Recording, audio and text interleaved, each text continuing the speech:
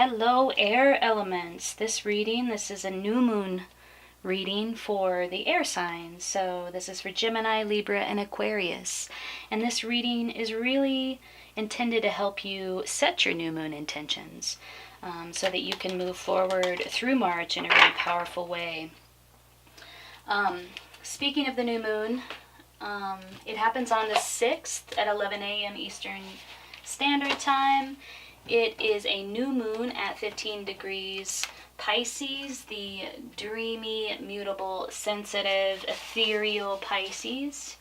It's a great time to honor your needs, really to establish and maintain healthy boundaries. Make sure that you are taking care of yourself, finding your center, and setting the reset button if you need to. You gotta go with the flow. You know, with Mercury retrograde in Pisces, communication is bound to be a little confusing. Things could get a little murky in the way of communication.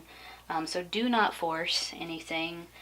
Take your time, and you have permission this month to take the path of least resistance. Go with the flow. All right, so I meditated on your cards. I shuffled your cards. I'm shuffling them now as well. So let's jump in. Let's sync up. This is the Two of Discs. This is your heart.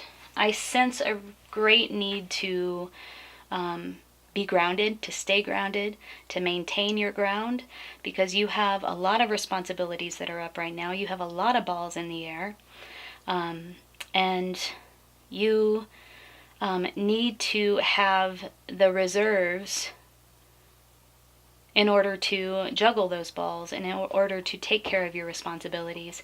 And you see yourself this way. You see yourself as needing to ground or being grounded in order to take care of what it is that you need to take care of, the things that are important to you. These are like the practical, tangible, everyday things that are important to you, that fall under your responsibility. Ooh, the Magician. Oh yeah, you got what it takes. This is the context. So right now you are taking the initiative. Right now there's something that is really important to you that you have your eye on, some sort of dream or thought or idea that you are in the process of manifesting. Right on. Good for you. That's beautiful. And it's happening now. This is what needs to be integrated. Ooh. The Lovers. This is sometimes the obstacle. This is what needs to be integrated, like some understanding around the Lovers that needs to be integrated. So the Lovers can speak to an actual romantic connection, an actual connection with a lover, with an intimate partner. Maybe this is your challenge. Maybe you're experiencing some challenge around your love life right now. Or it could be, you know, the Lover's card often represents some sort of union and an overcoming of a separation. And it's like really, you know, like that deep love experience that you can have in so many different ways. Like love really just manifests in so many different ways, not just through your intimate relationships, but through your relationships with your children, through your relationships with your friends, through your relationships with your family. So maybe you're integrating some sort of new understanding of love, and how it works in your life, how it is at play in how you operate in your life. Maybe you're wanting to manifest this great love experience or a great love relationship for yourself. But some sort of deeper understanding of love needs to be integrated here. There's something that you're learning about love that's really important and associated with whatever it is that you're manifesting at this time. This is your foundation, and it's also your body. So this is your heart, and this is your body or your foundation. It's the Empress reversed. So this is sort of a disconnection, maybe, with your inner strength, like your inner goddess. The Empress really is all about like nurturing others, nurturing herself. The Empress is the great mother, and so nurturing is her strength. And so there's some sort of inversion of the nurturing capacity. Maybe you're withholding nurturing from yourself or from others. I don't see that you have a tendency to do that, air signs. But there's something in your foundation that needs to be rectified in terms of nurturing, in terms of your inner strength, in terms of your inner divine feminine. Some sort of new understanding here needs to be resolved. This is your past. Ooh, you had a fiery new beginning. Maybe that's why the Magician was here. Something came in. It was a new beginning, maybe a new business, a new entrepreneurial effort or endeavor, something passionate, something creative, something that had a lot of energy behind it. That's very exciting. It kickstarted your ability to like take initiative. Like it really inspired you to step into this magician role and manifest what it is that you want. And maybe it was a love relationship. Like maybe you're making some decisions about love right now. Like what type of relationship do I really want? What do I deserve? What do I deserve? You know, and like coming to terms with like some feelings of unworthiness possibly, where it comes to receiving love from the divine feminine. Let's keep pulling cards. This is what you think about it all. Ooh, okay. So getting in touch with your libido. And so libido can mean like your sexual energy, but it can also just mean that like fire that burns inside of you, like this fire here, that creative source energy that is important to start and to see through any endeavor in your life really, and especially a love endeavor, a love connection. In this card, the Two of Wands, this younger feminine, this younger female is receiving communication or receiving like a set of instructions from her ancestor who is in another world, who's passed away, who's like, you know, it's a spirit guide potentially, about how to make fire. And so you understand that you are learning how to do this. Like at the same time that it's happening, you are learning how to do it. But you're saying yes, and you're moving forward. You know that you have the skills to make fire. You know you have that energy inside of you that you can kindle and grow and develop. And you're receiving guidance, maybe through your dreams, maybe through random thoughts that pop into your head. You have the support of your spirit guides in moving forward with this and really learning how to build your energy, how to retain your energy and use your energy wisely, like distribute your energy wisely. All right, in the future, we have the Three of Cups. Well, I always associate this card with Gemini anyway because it's about celebration. And I know this reading isn't just for Geminis, it's for the air elements. So I associate this card with the air signs because you all really are so good at socializing. You're so great at having fun and celebrating and wishing and just getting into that very jovial spirit. This is a card of having a good time with other people. It could sometimes be a third party card. I think sometimes people read it that way. And I think that's valid. It's a legitimate way to read it. I typically read this card as just getting together with your friends and socializing and using that energy to sort of like, you know, propel you forward. But it does seem, because there are three people in this card, and it is the Three of Cups, that there's a third party. Now that doesn't mean that like it's a cheating scenario in love or anything like that. It could be that, but really it means that there are three. Like it's you and it's two others. There are two other factors. There are two other forces. There's three things to consider. There are three parties at play. So this is your future. 3 of Cups. Celebrating life. Maybe you're going to meet this love at a party, or maybe at a ritual or a celebration of some sort. And so, yeah, it does seem important to get out. Say yes to those invitations that come in.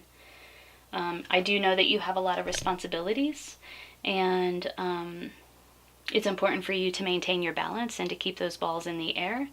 But I think that particularly for air signs, it's you guys like sort of feed off of the energy of others in a good way. It's not like a parasitic or anything like that. You can use that energy and sort of channel it in a very positive way that really supports you and benefits you in whatever it is that you're doing. So yeah, get out there and have a good time. Who knows? Maybe you'll meet your love. This is how you see yourself. You understand that you're in a phase of learning. That this thing here you're learning about, it's not because like you're new and you're learning about it. Like you don't know everything right now. I get a lot of young energy here, like young. Even the Magician looks young. So you understand that you are learning about this thing, and I congratulate you for saying yes, even though you don't know everything, and moving forward and learning while you go. I think that's the most important thing that you can do in life, is to say yes, because life is all about learning constantly. Hopes and fears. Conflict. You don't want to be in conflict with anyone. Like, that conflict energy can very quickly derail you from this very focused energy of initiation and manifestation. This is the type of energy that you're hoping to resolve and navigate through with grace. I mean, we can't avoid conflict, right? It happens for all of us in our life, and there's a lot of great learning that comes through conflict. But you want to be able to navigate conflict in a way that doesn't derail you from your entire life. I mean, sometimes it can just take the reins and create a lot of discord in your day-to-day life. So I think the challenge here is to learn how to navigate conflict with grace. And that's kind of what you're learning. You're learning about the use of energy. You're learning about how energy works, how your energy works, and how to use it, how to retain it, how to distribute it effectively in a way that works for you. This is in your house. Oh, standing up to your fears. So you got some challenges here. The 9 of Swords is really like a ghastly nightmare. It's sleepless nights. It's insomnia. It's anxiety. But I see that you are taking a very strong stance in facing your fears. You have what it takes to stand up with your sword of clarity and face your fears and cut through the muck. And that's in your house. It's a 9 of Swords. And then the outcome, ooh, wonderful. It's the Justice card. This is going to work out in your favor. You have divine backing for whatever is happening now, whatever you're learning now. You're on the right path. That's beautiful. Let's pull an advice card from the Medicine cards. This is a deck by Ben and Carson. And I usually use these cards to identify an approach that I should take. I use them as an organizing principle. So let's shuffle some of these cards. Let's get an advice card for air, for the new moon in Pisces. How should they navigate this situation? What do they need to know? Oh, wonderful. Pops right out. Antelope. Okay, let's read about antelope. It's antelope upright, so that's great.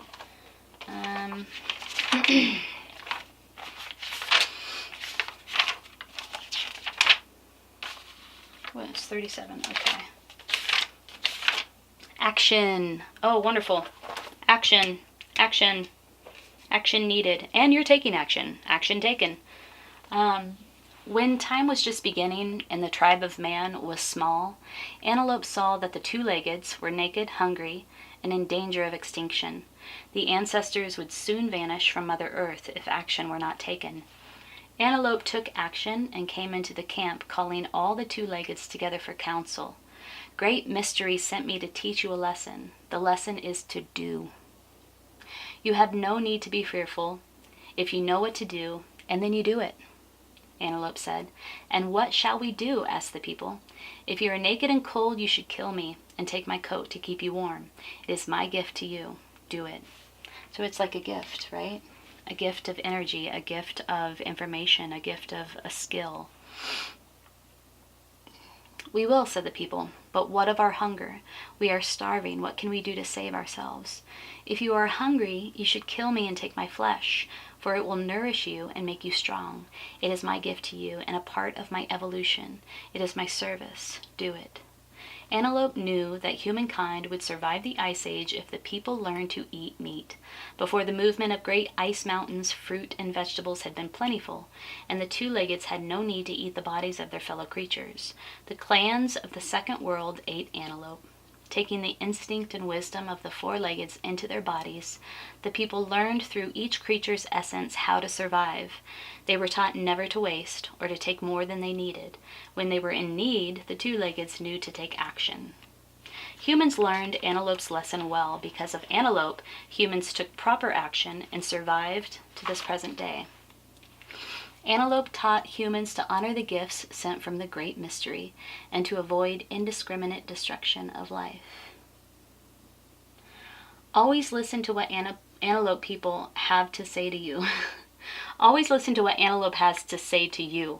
Antelope in your cards indicates a message of higher purpose.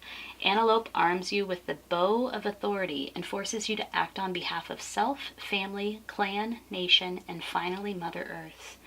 Antelope says, do it now. Don't wait any longer. Antelope knows the way, and so do you. Take courage and leap. Your sense of timing is perfect. When Antelope has bounded into your cards, the time is now, and the power is you. That is so perfect for this reading, I have to say.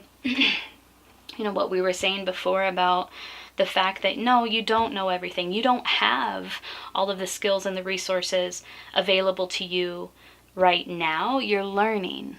And you understand that you're learning, and you're saying yes while you learn.